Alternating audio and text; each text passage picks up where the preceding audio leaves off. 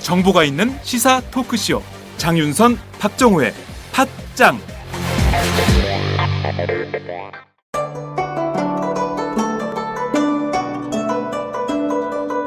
안녕하십니까.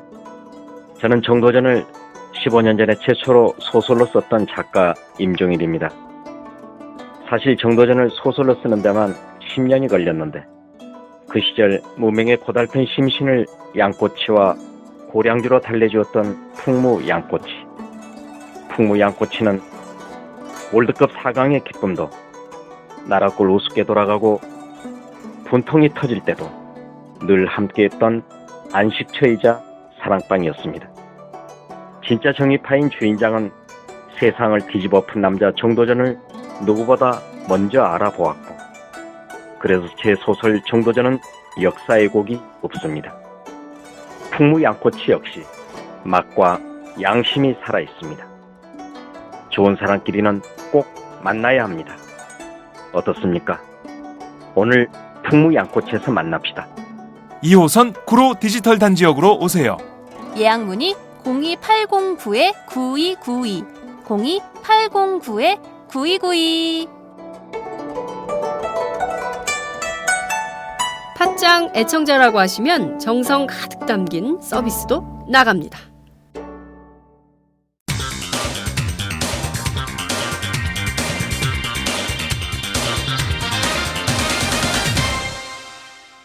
전혀 다른 뉴스. 전혀 다른 뉴스 시작하겠습니다. 새누리당 원내대표를 지낸 유승민 의원이 어제 오후 11시경 자정을 거의 앞두고 탈당을 선언했습니다. 그리고 4.13 총선에서 자신의 지역구인 대구 동구을에 무소속으로 출마하겠다라는 입장을 밝혔죠. 어제 오후 늦은 상황이었지만 오마이TV 시청자들도 상당히 뜨거운 관심을 보이면서 유승민 의원의 기자회견을 지켜봤는데요. 오늘은 유승민 의원의 탈당, 그리고 무소속 출마, 향후 정치권에 미칠 파장, 또 정계 개편 가능성까지 짚어보도록 하겠습니다. 오마이뉴스 이슈팀 이경태 기자를 전화로 연결합니다. 이 기자 나와 계신가요? 네, 이경태입니다. 네, 어젯밤 늦게 유승민 의원 사퇴 기자회견이 있었습니다. 탈당 네, 기자회견이 있었죠. 네, 그렇습니다. 탈당 기자회견이 있었습니다. 이한구 공천관리위원장이 또다시 결론을 내리지 않자 네. 밤 11시경에 대구 동구 자신의 지역 사무실에서 기자회견을 열었는데요. 역시나 상식과 원칙이 아니다. 이것은 민주주의가 아니다. 부끄럽고 시대착오적인 정치 보복이다. 네. 라면서 탈당 그리고 무소속 출마 기자회견을 열었습니다. 그리고 자신을 향해 당 정체성에 맞지 않다라고 했던 것에 대해서 2010년 전당대회 출마 선언, 그리고 지난 4월 국회 원내대표 교섭단 제안설, 이런 것들을 다시 한번 읽어봤지만 당의 정강 정책과 어긋난 내용은 없었다. 결국 나를 쫓아내기 위한 핑계에 불과했다. 네. 이런 얘기들을 했습니다. 그래서 일단 어떠한 고난이 닥쳐도 결코 멈추지 않고 당선돼서 돌아가겠다. 이런 얘기를 했습니다. 네, 그렇군요. 내용을 압축적으로 좀 요약을 해보면 헌법에 의지한 채 오랫동안 정든 집을 잠시 떠나려 한다. 정의를 위해 출마하겠다라는 것이 일성이었습니다. 그러니까 여기서 좀 집중적으로 주목해서 봐야 할 대목은 잠시 떠나려 한다. 그러니까 선거 때만 잠깐 떠났다가 선거가 끝나서 무소속으로 승리하면 다시 새누리당으로 입당하겠다. 이런 뜻을 밝힌 것으로 보이는데요. 어제도 저희가 짚어드렸지만 이것은 유 의원의 뜻에 불과한 것이고, 실제 지금 친박 일색인 새누리당에서 과연 유승민 전 원내대표를 받아들일 것이냐, 이거 굉장히 중요한 관전 포인트인데 변화가 좀 있습니까? 당 내부 기류가 좀 바뀌고 있어요? 일단은 얼마나 많은 사람들이 생존해서 돌아오느냐, 네. 그게 관건이 될 것 같아요. 왜냐하면은 이것도 역시 비박계가 그러니까 네. 얼마나 세력화될 수 있느냐의 관건인데요. 네. 예를 들어서 지난 그 2008년 총선 때 친박계 공천 학살로 탈당했던 친박 연대 의원들이 좀 시간이 걸렸지만 네. 복당한 경험이 있습니다. 음. 그리고 그 2014년 10월 재보선 때도 서청원 최고위원이 그 부정부패로 최종령 확정 시 공천을 불허한다라는 당규를 외면하면서까지 당에서 다시 끌어들였거든요. 네. 그러니까 얼마나 많은 사람들이 살아서 돌아올 것이냐. 이들이 그래서 그 지금 현재로서는 연쇄 탈당이 이뤄지면서 가반이 무너졌고 네. 그리고 그 새누리당이나 청와대나 앞으로 임기 남은 박근혜 대통령 임기 2년을 좀 더 힘있게 몰아가기 위해서 수가 좀 더 필요하다. 이런 판단을 쓴다면은 유승민이 다시 돌아오겠다라고 네. 한다면 여기에 대해서 좀 논란이 있을지언정 받아들일 수도 있고요. 다만 그 앞서 지적했던 것처럼 친박계 입장에서는 앞으로 대선 국면을 좀 고민해야 되는 겁니다. 네. 왜냐하면 유승민 의원이 미래 권력 그러니까 음흠. 박근혜 대통령의 뒤를 잇는 비박 대선 후보가 될 가능성이 있기 때문에 네. 이에 대해서 그 견제를 하겠다라고 마음을 크게 먹고 있다면 뭐 유승민 의원이 얼마나 살아오든 간에 거기에 대해서 뭐 막아서겠죠. 그렇지만 아시다시피 정치는 생물이니까요. 그렇죠. 그래서 이 어떤 권력 관계 그러니까 뭐 박 대통령의 힘이 좀 많이 잃었다든가 친박계가 이 더 이상 후보를 미래 권력을 좀 대안으로 내놓지 못한다든가 네. 이런 상황이 된다면 당연히 그 복당 절차 등이 이루어질 수 있을 것 같다라는 생각이 드네요. 그렇군요. 보수의 적자, 대구의 아들.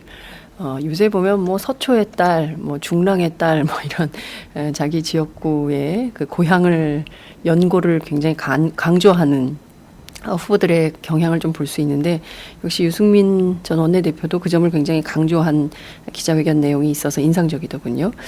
자, 이번 탈당 기자회견 전에 굉장히 급박하게 상황이 돌아갔다고 들었습니다. 그 상황도 좀 정리 좀 해주시죠. 당내부에 굉장히 긴박했던 상황.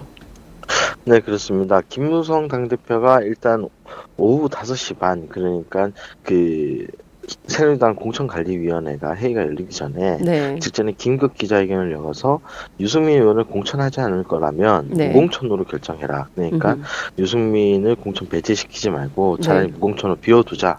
뭐 이런 마지막 제안까지 했는데 네. 바로 곧장 이양구 공관위원장이 무슨 당대표가 그런 걸 결정하나 보지 이렇게 말하면서 그 무공천 안 할 거다라고 얘기했습니다. 그래서 회의 결과는 예상대로 결론이 내려지지 않고 네. 또 결론을 못 내렸다 했고 그 뒤 30분 뒤에 유승민 의원의 탈당 기자회견이 있었던 거죠.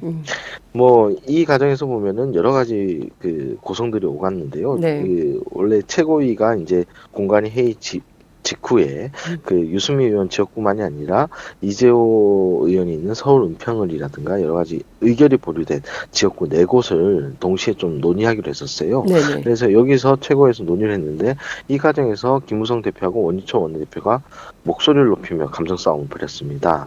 그러니까 사실 뭐 김무성 대표는 계속 그 유승민 의원을 공천하는 게 옳다라는 얘기를 했는데 네. 여기에 대해서 친박들이 계속 안 된다라고 얘기를 했었거든요. 그래서 김 대표가 이 마지막 유승민 의원이 탈당한 직후에 열린 비공개회에서는 네. 못해 먹겠다 당대표 니들이 자꾸 이렇게 나오니 네. 이렇게 못해 먹겠다라고 소리를 쳤고 이에 대해서 원유철 원내대표가 당대표가 끝까지 책임져야지 중간에 그러는 거 아니냐 정말 너무하는 거 아니냐라고 맞섰답니다. 네. 그래서 김 대표는 여기서 또 책상이 난타당했어요. 김 대표가 책상을 수차례 내려치면서 당신이 나한테 하는 태도가 너무하다라고 소리 질렀습니다. 그러니까 여러 가지 좀 갈등이 굉장히 노출된 상황인데요. 실제로 아직도 그 서울 은평을과 송파을, 대구 달성, 경기 대구 뭐 동갑 뭐 네. 이런 부분들에 대해서 아직 결정이 안 된 부분들이 좀 있습니다. 그래서 그래서 오늘 오전 11시에 그 새누리당의 최고위가 비공개로 다시 한번 열립니다. 그래서 오늘 마무리 매듭을 지을 가능성이 높군요.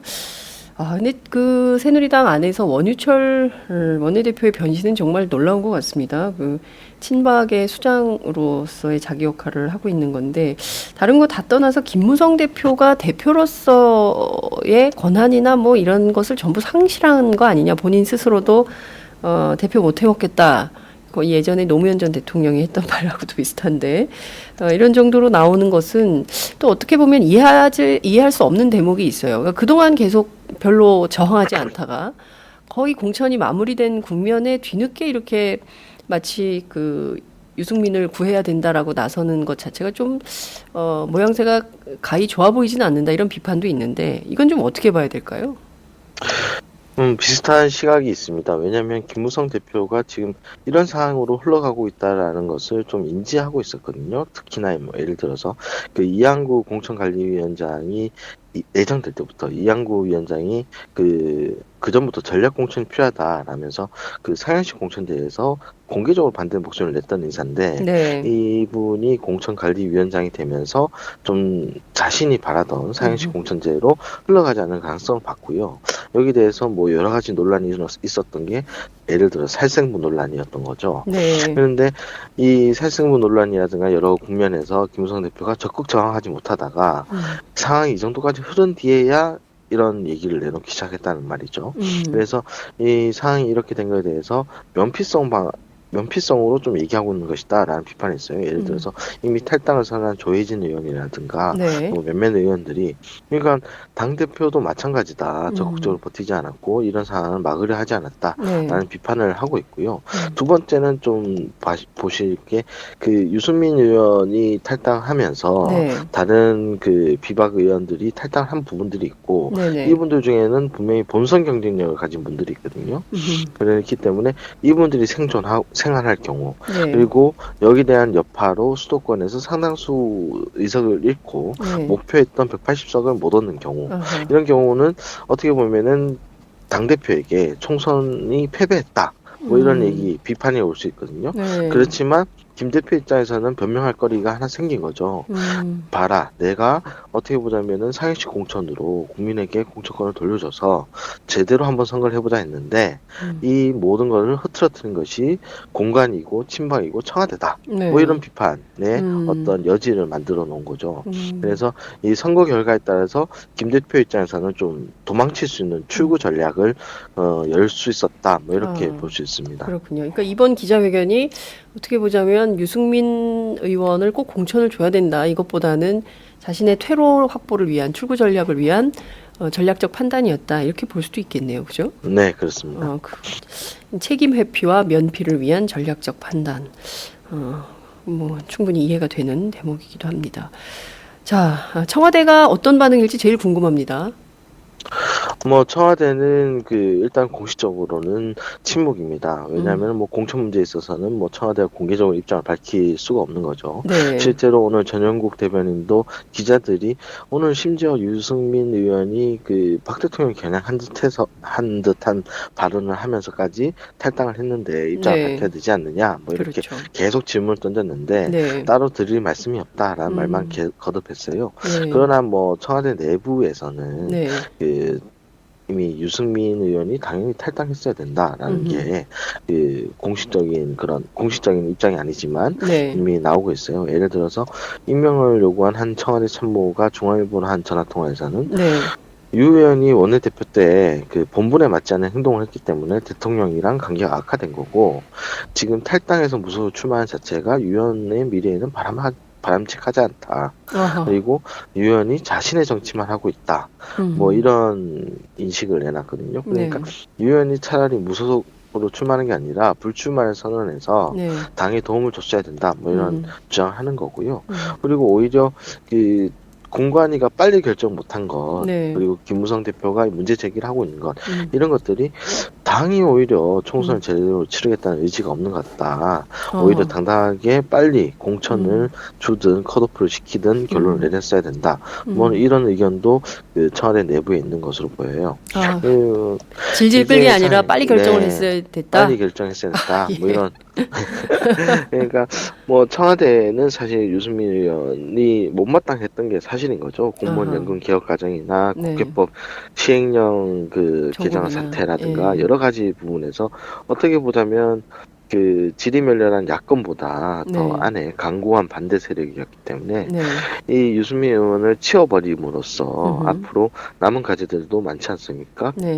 노동개혁이라든가 뭐 노동사법 처리가 제일 중요하다고 보이는데요. 네. 그런 것들을 밀어붙이기 위한 음. 어떤 당내에서는 반대 세력 없애고 일사불란하게 나아갈 수 있는 그런 계기를 만드는 게 더 중요하다라는 인식이 깔려 있는 거죠. 그렇군요.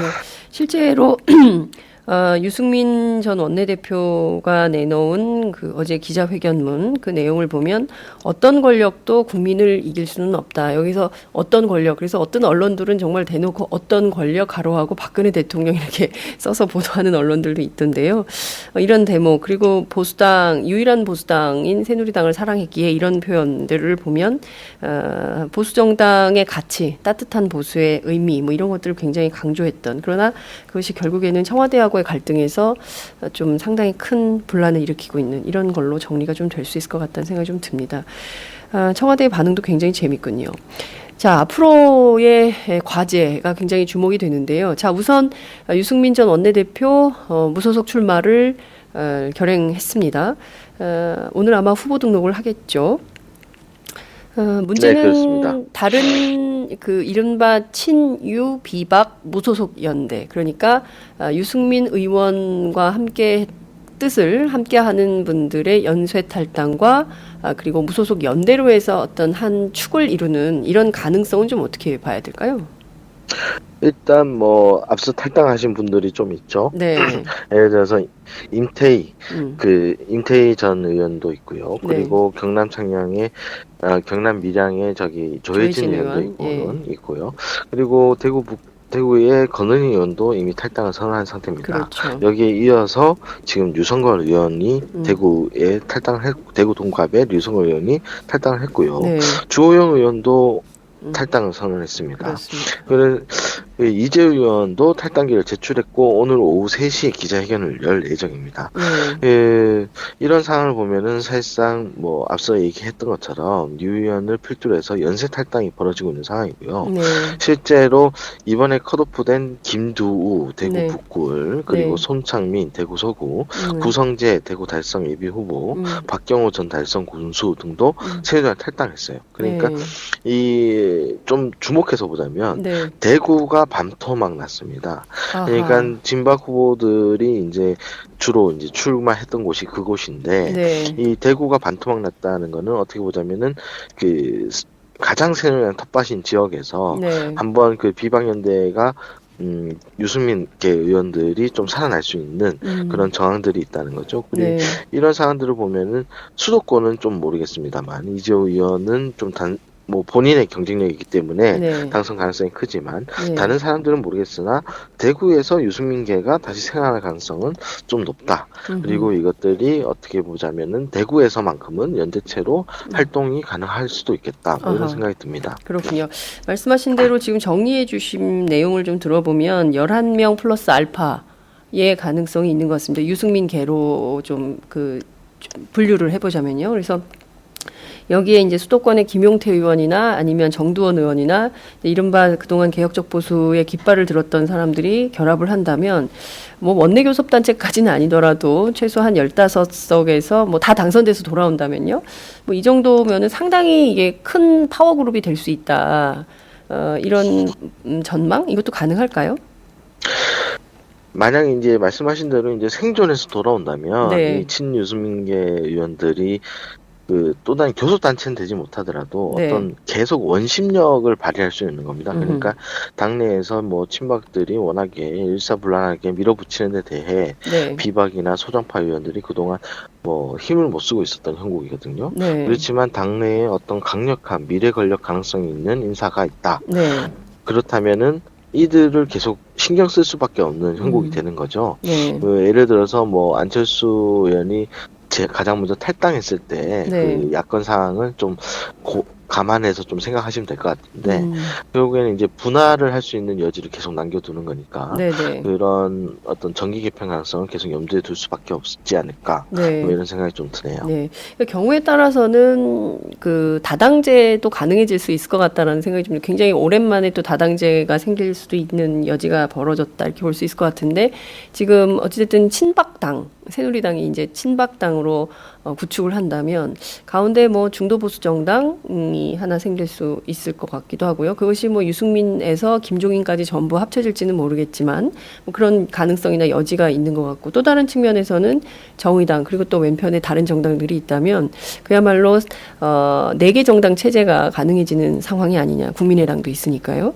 그런 것도 좀 저희가 경우에 따라서는 총선 이후 또 대선까지 상당한 수준의 정계 개편이 있을 수밖에 없는 상황을 노정하고 있는 거 아닌가 이런 분석도 가능할 것 같습니다. 사실상 유승민 전 원내대표가 어제 탈당함으로써 새누리당의 공천이 사실상 마무리됐다 이렇게 볼 수 있을 것 같은데요. 지금까지의 공천 과정을 좀 총괄해서 평가하자면 좀 어떤 분석이 가능할까요? 일단 보자면은 친박과 김무성계의 나눠먹기 공천으로 결론을 지을 수 있을 것 같아요. 예를 들어서 뭐 전반적으로 좀 보자면 친박이 한 120에서 130명 정도 되고요. 비박이 90명에서 100명, 친이 친이명밖에 친유승민계는 한 10명 이내 뭐 이 정도가 돼요. 그러니까 사실상 그 이재유 의원을 필두로 한 친이 네. 그리고 유승민 의원을 필두로 한 친유는 거짓 뭐 몰살을 당했고 몰살. 그렇죠. 이 그 비박근혜계라고 할 수 있는 거는 일부 소장파와 친김무성계 뭐 이렇게 볼 수 있을 것 같습니다. 이래서 어떻게 보자면은 그 김무성계와 그 당대표라는 이점을 살린 김무성계와 친박계가 네. 공천 손익 분기점을 확실하게 넘겼다. 그러니까 강석호, 권성동 등 김 대표와 가까운 현역 의원들 대부분이 살아나왔고요. 네. 그 친박의 어떤 친박 핵심 실세라고 할 수 있는 최경환 경제 전 부총리가 네. 가까운 인사들도 20명 정도 되고 공천을 따냈어요. 강성진 전 거창군수라든가 네, 네. 김강림, 김태흠 의원 등 최경환계가 20명. 네. 그러니까 어떻게 보자면은 최경환 의원이 그 이제 앞으로 친박의 어떤 실질적인 자장 역할을 할 수 있는 네. 그런 게 됐죠. 네. 그래서 이런 상황을 보면은 뭐 당연히 비판을 받을 수밖에 없을 것 같습니다. 그러니까 그 새누리당 당사, 여의도 당사 보면은 국민에게 공천권을 드리겠다라는 플랜카드가 크다랗게 붙어 있거든요. 네. 그렇지만은 결과적으로는 그 당내의 어떤 권력자들 네. 입맛에 맞는 공천이 임의적으로 이루어졌다. 뭐 이렇게 볼 수 없는 상황인 겁니다. 그렇군요. 결과적으로 보자면 어찌됐든 당분간 새누리당 안의 계파 싸움은 계속될 수밖에 없겠다. 이럴 때 어떻게 보면 봉건영주 시스템 비슷하게 안착됐네요. 김무성계 뭐 한 10여 명, 또 최경환계 한 20여 명, 또 이제 친이계나 유승민계는 또 바깥에서 이렇게 진을 치고 있고, 그래서 결과적으로 이번 공천이 사실은 상향식 국민 공천은 전혀 이루어지지 못한 잘못된 공천이다. 이렇게 비판도 가능할 것 같겠네요. 와우! 거래처 노총각 김대리 드디어 장가간대요. 축하 화한 보내야겠어요. 어디로 꽃 주문할까요? 꽃 주문은 꽃주문닷컴이지. 꽃주문닷컴요? 그럼 우리나라에서 축하화한, 근조화한 잘 만드는 꽃집이 다 모여 있어. 가격, 품질, 배송 전부 다 꽃주문닷컴. 전화번호부터 적어도 1544-6430. 꽃주문닷컴은 언제나 좋은 상품과 정확한 배송으로 소비자의 만족을 추구합니다. 팟캐스트 듣는 사람들끼리 서로 돕고 삽시다. 꽃주문닷컴은 팟짱을 후원하고 있습니다. 1544-6430. 꽃주문닷컴 1544-6430. 꽃주문닷컴은 현재 회원사도 모집 중입니다. 전국에 계신 꽃집 사장님들 지금 당장 전화주세요. 꽃주문닷컴은 생산자, 유통자 모두를 보호합니다. 자, 더불어민주당 상황 좀 보도록 하죠. 김종인 대표가 오늘 기자회견을 엽니까? 네, 그렇습니다. 오늘 오전 10시에 의원회관에서 기자회견을 여는데요. 이는 뭐 앞서 했던 기자회견처럼 뭐 당내 상황을 비판하고 뭐 이런 것들이 아니라 앞으로 본격적인 총선 체제에 돌입하는 어떤 결의 뭐 이런 걸 밝히는 기자회견으로 알려져 있습니다. 그러니까 뭐 앞서 예측한 대로 김종인 대표가 단계적인 복귀 수순을 다 밟아왔다라고 이해가 되고요. 네. 실제로 그 김종인 대표는 당 공천장 수여식도 진행할 예정입니다. 그렇군요. 명실상부 오늘 후보 등록일 시작이고 다음 주 수요일에는 본격적인 선거운동이 시작되기 때문에 그에 앞서서 그동안의 진통을 좀 마무리하고 선거로 돌입한다. 이런 선언, 이런 정도가 나올 걸로 보입니다. 자, 그런데 비례대표 명단에 대한 그 문제 잡음이 계속 끊이질 않는 것 같은데 이번에는 명단에 꼼수가 좀 있다. 이런 논란이 제기됐어요. 네, 그렇습니다. 지금 보면은 어제 발표가 됐죠. 그런데 명단에 보면은 여성 홀수 순번인 그 15번에 이수혁 전 육자회담 수석 대표가 들어갔고요. 네. 그 다음 번호인 16번에 그 청년 비례 후보인 정은혜 전 더민주 상근 부대변인이 들어갔어요. 그러니까 여성 홀수 순번 의무 규정을 위반하고 네. 그 좀 일부러 좀 이수혁 전 육자회담 수석 대표를 꽂아 넣었다. 뭐 이렇게 볼 수 있는 거거든요. 이 이수혁 전 육자회담 수석 대표는 알려진 대로 김종인 대표의 측근 인사입니다. 이런 걸 봤을 때 김종인 대표 측근 인사를 당선권한 15번 안으로 넣기 위해서 이런 선거법을 위반한 거 아니냐. 뭐 이런 얘기가 나오고 있죠. 네. 실제로 선거법 47조 3항 위반 사항인데요. 2005년 8월 당시에 여성 국회의원 확대를 위해서 그 비례대표 시도의원 선거 후보를 추천할 때 여성 후보를 추천해야 된다는 조항을 그 국회의원 비례대표 후보로 확대 적용하기로 했어요. 네. 그런데 이게 규제 조항이 없는 상황입니다. 그러니까 후보 등록을 무효할 수 있는 규정은 비례대표 시도의원 선거에만 한해서 적용되거든요. 그러니까 아직 국회의원 비례대표 후보에는 적용이 되지 않는 겁니다. 그래서 이런 어떤 법의 구멍을 이용한 어떤 꼼수를 부렸다 이렇게 볼 수 있는 거지요. 실제로 어떻게 보자면 이게 새누리당도 지난 19대 총선에서 같은 논란이 있었거든요. 최봉홍 전국 항운 노동조합 연맹 위원장이 당시 15번을 달았는데 이게 같은 논란이 일어서 여성인 이자스민 의원이 그 15번으로 다시 배치해서 순번을 수정한 그런 사례가 있습니다. 네, 그렇군요. 선거법상 시도의원의 경우에는 후보 등록 자체를 무효화하는 규정이 있지만 국회의원에는 아직 이 규정이 없기 때문에 이런 꼼수가 가능한 이런 상황인 것이네요. 그렇죠? 네, 그렇습니다. 그렇군요. 이게 뭐 법률적으로는 뭐 규제 조항이 없기 때문에 이대로 갈 수는 있겠지만 이 여론의 비판, 또 한 번 더불어민주당의 비례대표에 대한 국민적 비판, 역풍 이것은 피할 수 없다 이런 생각도 좀 드는군요. 그렇습니다. 이게 아무래도 뭐 좀 여러 가지로 봤을 때 앞서서 봤을 때 그 더민주가 승리를 위해서는 약간 좀 뭐랄까요 이런 꼼수도 불사하겠다 그런 생각이 보이는데 더민주가 앞서서 뭐 청년 문제 이 문제에 대해서는 그 19대 때와는 다르게 굉장히 좀 새누리당에 비해서 잘못하고 있다라는 생각이 들어요. 왜냐하면은 그 새누리당은 이미 뭐 이준석, 손수조 등이 지역구에 출마 공천을 다 받았고요. 그렇습니다. 게다가 비례대표 7번에 또 신보라라고 그 청년이 여는 미래 그 대표를 공천한 바 있죠. 그에 반해서 그 앞서 말씀드린 정은혜 그 부대변인 말고도 장경태 청년 비례 후보는 24번 그러니까 이 실질적으로는 당선권이 아닙니다. 당선권 24번으로 바뀌죠. 네, 당선권 밖으로 밀려 있고 게다가 이동학 혁신위원 같은 경우도 이미 공천에서 탈락했고요. 결국 어떻게 보자면은 그 더민주는 20대 총선에서 청년 후보를 내지 않는다. 뭐 이렇게 볼 수도 있는 거죠.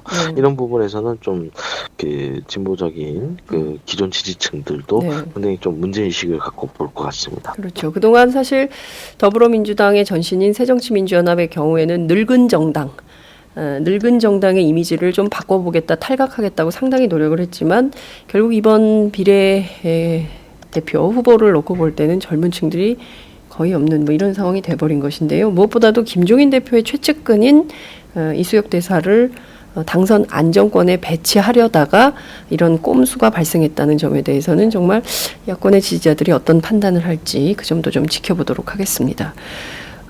연합뉴스 그리고 KBS가 공동조사한 내용을 보면 수도권 초박빙 지역이 굉장히 많아서 결국에는 야권 열세가 매우 심각한 상황이다 이런 보도가 나왔는데요. 그 내용도 좀 정리를 부탁드립니다. 네, 지금 그 KBS와 연합뉴스가 공동으로 조사한 내용을 보면요. 여러 가지 좀 야권 분열 양상에 의한 새누리당 어부지리 가능성이 크다라는 그런 가능성이 나와요. 예를 들어서 그 여론조사를 그 한 결과를 보면은 안철수 그 국민의당 대표가 출마한 노원 노원병 네. 여기서도 지금 안철수 대표가 이준석 새누리당 그 후보에 네. 굉장히 근소한 차로 쫓기고 있습니다. 아하. 지금 여기에는 더민주의 항창화 후보가 나와 있는 상황인데 네. 뭐 단일화되지 않고 계속 간다면 이준석 후보가 어떻게 보자면 추세상으로 보면은 역전 가능성까지 있거든요. 지금 안철수 후보가 여론조사상 34.9%가 나왔는데 네. 이준석 후보는 34.1%가 나왔습니다. 그러니까 0.8% 차이로 쫓아가고 오차 범위 있습니다. 안에서 그렇죠. 접전이네요. 예, 그렇습니다. 그리고 서대문 갑의 우상호 의원 나오는 네. 곳을 보면은 네. 지금 이곳에 친박 그 측인 이성원 후보가 있는데 네. 39.2%로 앞서고 있고요. 네. 그리고 마포갑 노웅래 후보가 가장 앞서고 있긴 하나 네. 더민주에 그 여기에는 그 새누리당 안대희 후보와 무소속 강승규 후보가 네. 합칠 경우에는 그 서로 오차 범위 안으로 들어올 수 있다라는 얘기가 나옵니다. 또 하나 나올 수 있는 부분이 이제 서울 종로인데 서울 네네. 종로도 오세훈 후보가 굉장히 정세균 후보를 앞서고 있어요. 그러니까 17.3%포인트 차로 앞서고 있는데 네. 이런 점을 보자면은 수도권에서 야권 연대가 제대로 되지 않을 경우에는 뭐 유승민 사태로 역풍이 분다고 하지만 네. 그 어부지리로 새누리당이 상당히 의석을 가져갈 수 있다. 뭐 이런 것들을 알 수 있는 거죠. 그렇군요. 더 뭐 영등포의 경우에도 신경민 의원도 굉장히 어려운 뭐 이런 상황이다라고 저희들이 전달을 받고 있는데요. 말씀하신 대로 유승민 역풍, 수도권에 유승민 역풍이 불 것이다라고 하지만 경우에 따라서는 새누리당이 어부지리로 의석을 차지하는 곳이 매우 많을 것이다. 이런 우려까지 전달해 주셨습니다. 오늘 말씀 잘 들었습니다. 고맙습니다. 네, 감사합니다. 네, 지금까지 오마이뉴스 이슈팀 이경태 기자와 함께했습니다. 저희는 잠시 뒤에 오마이뉴스 지역 공동체부에서 대구 경북 지역을 취재하고 있는 조정훈 기자와 함께 오겠습니다. 어제 밤사이에 일어났던 유승민 전 원내대표 지역구 사무실 현장 그리고 그 전에 숨가쁘게 진행됐던 대구 지역 주민들의 이야기 뭐 이런 것들을 종합해서 잠시 뒤에 찾아뵙도록 하겠습니다.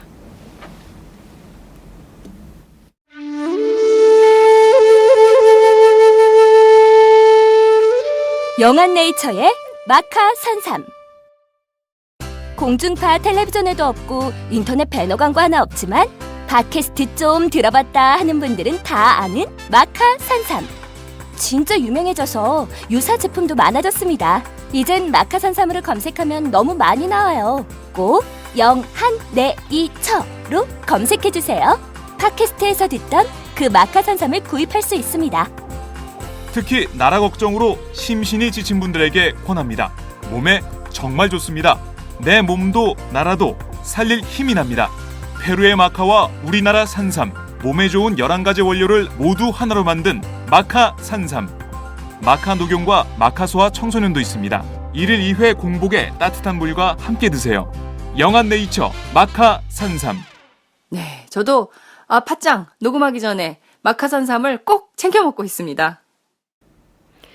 네, 이어서 이번에는 오마이뉴스 지역 공동체부에서 대구 경북 지역을 취재하고 있는 조정훈 기자를 전화로 연결합니다. 조 기자 나와 계신가요?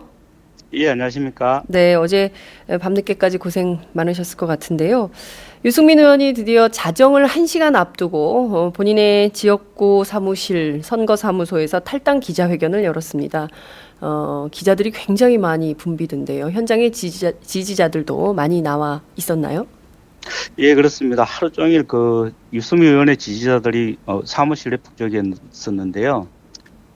예, 어제 그 유승민 의원이 기자회견을 할 당시에는 한 60여 명 정도의 지지자들이 사무실에 가득 찼었습니다. 기자들까지 합쳐서 약 한 150명 정도가 가득 차서 뭐 움직일 수 없을 정도로 많았었는데요.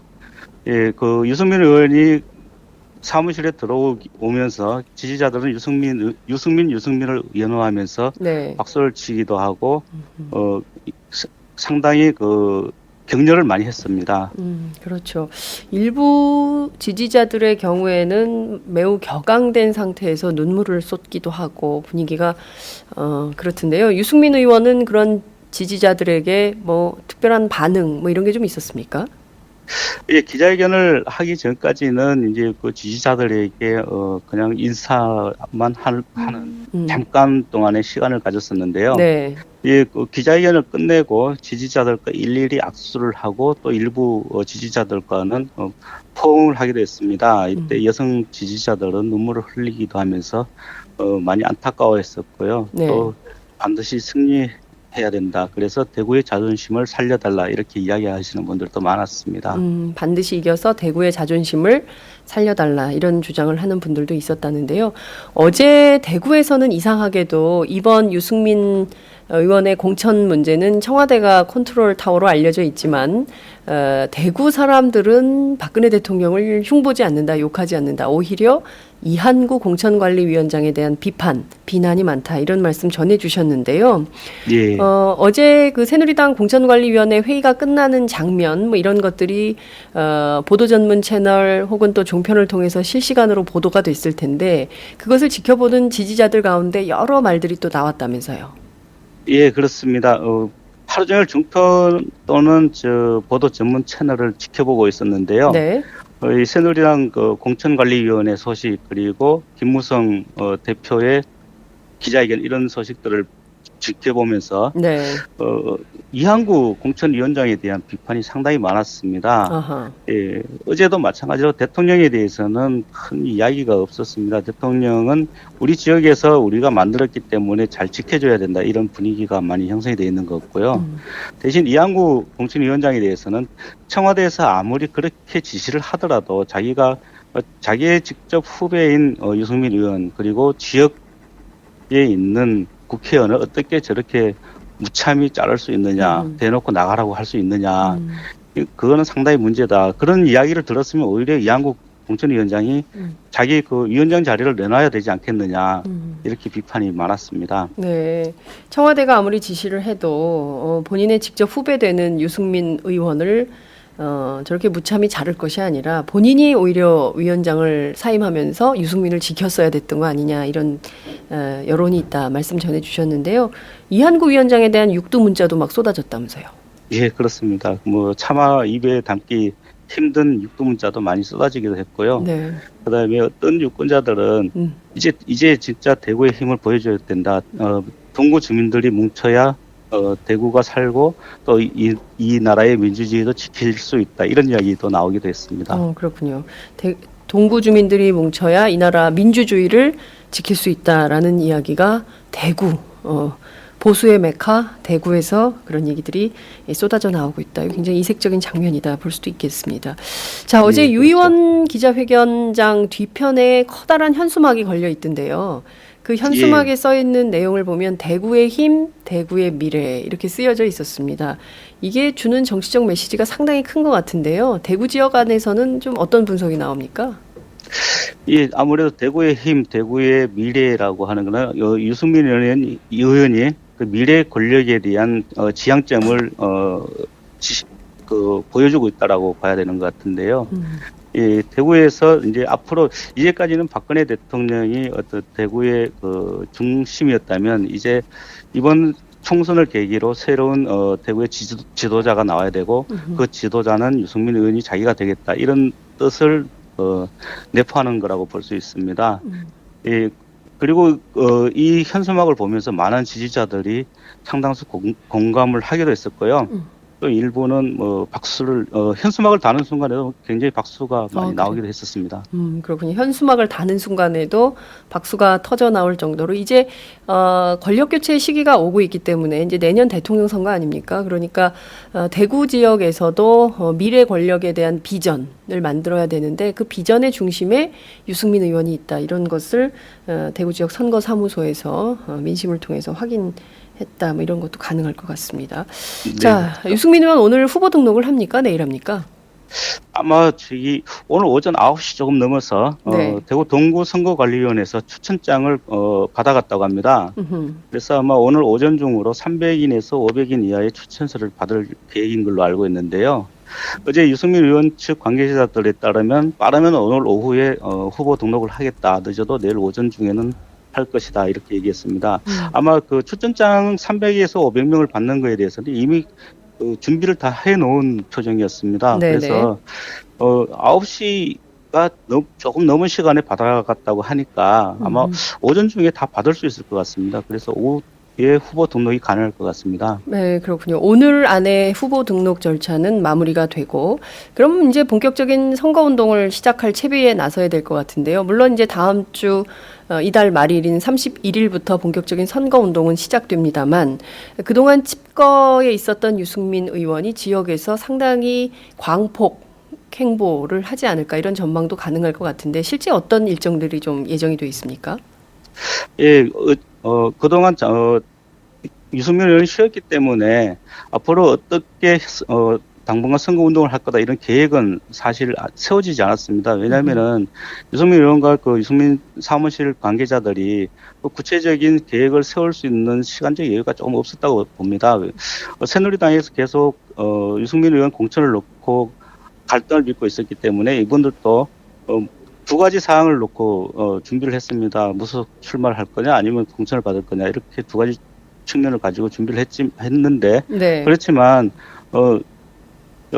무소속 출마를 할 거냐 아니냐에 대한 고민이 앞섰고 그 이후에 어떻게 선거운동을 할 거냐 이 부분에 대해서는 구체적인 계획을 세우질 못했습니다. 그래서 아마 오늘부터 지역 시장을 중심으로 해서 아마 인사를 하러 다니거나 또 지역 상가 등을 도는 그런 선거운동이 될 것 같습니다. 네. 당분간은 이렇게 될 것 같아요. 네, 본격적인 지역 민심, 지역 현안 챙기기에 발빠르게 나설 가능성이 높다 이런 분석을 해주셨습니다. 자, 유승민 의원이 드디어 탈당 후 무소속 출마를 결심하고 결행했기 때문에 대구 지역 정치인들도 상당히 술렁일 걸로 보입니다. 친유승민계 어떤 준비를 하고 있습니까? 예, 당장 친유승민계인 유성걸 의원 그리고 또 그 친이계죠. 친이계인 주호영 의원이 어저께 유승민 의원이 탈당함과 동시에 같이 탈당계를 냈는데요. 네. 예, 그리고 친박계인 추경호 전 국무조정실장이 출마한 대구 달성군에서 네. 달성군에 있는 구성재 후보도 어제 탈당계를 같이 제출했습니다. 네네.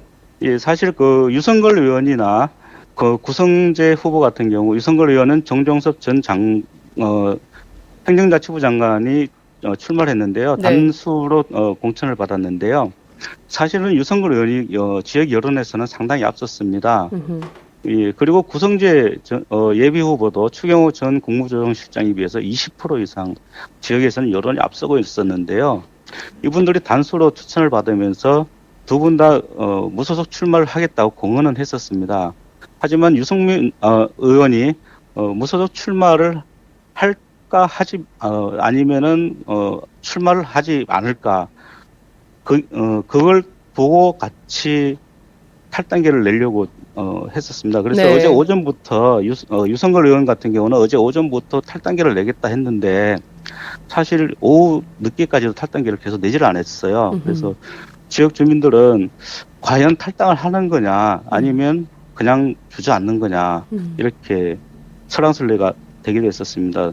특히 김희국 의원 같은 경우 중남구에 출마한 김희국 의원은 이 지역에도 진박이죠. 진박인 곽상도 네. 전 민정수석이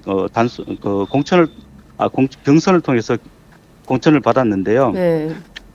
김희국 의원 같은 경우도 어제 하루 종일 무소속으로 출마하느냐 마느냐를 놓고 고민을 했었습니다. 근데 결국 김희국 의원은 출마를 접었고요.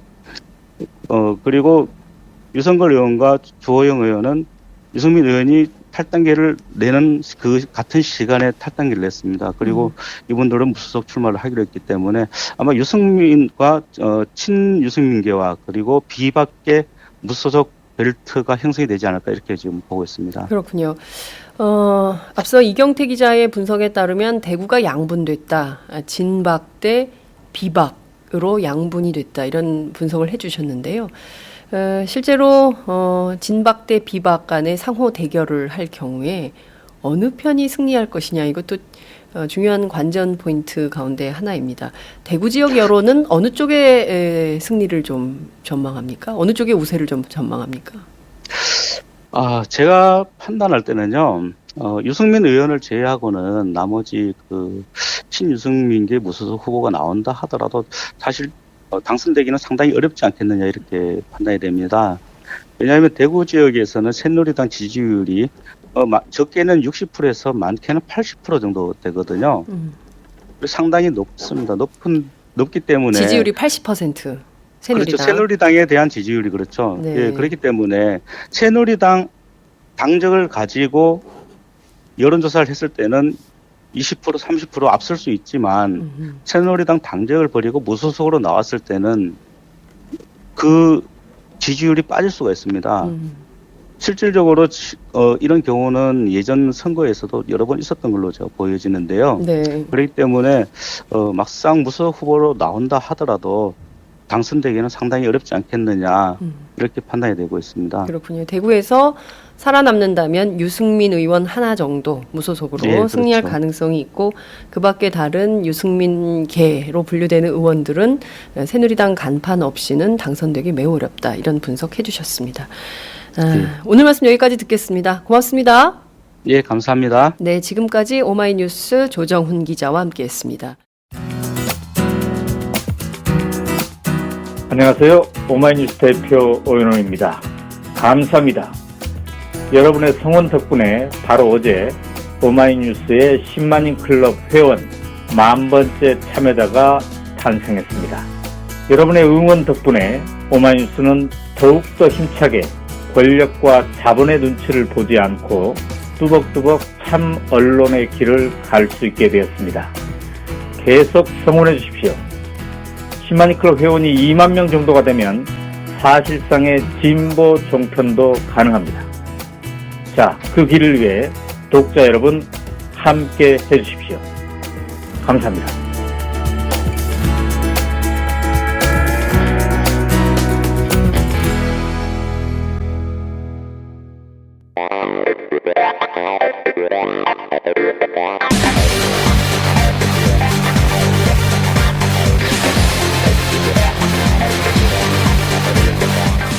정보가 있는 시사 토크쇼 장윤선, 박정호의 팟짱.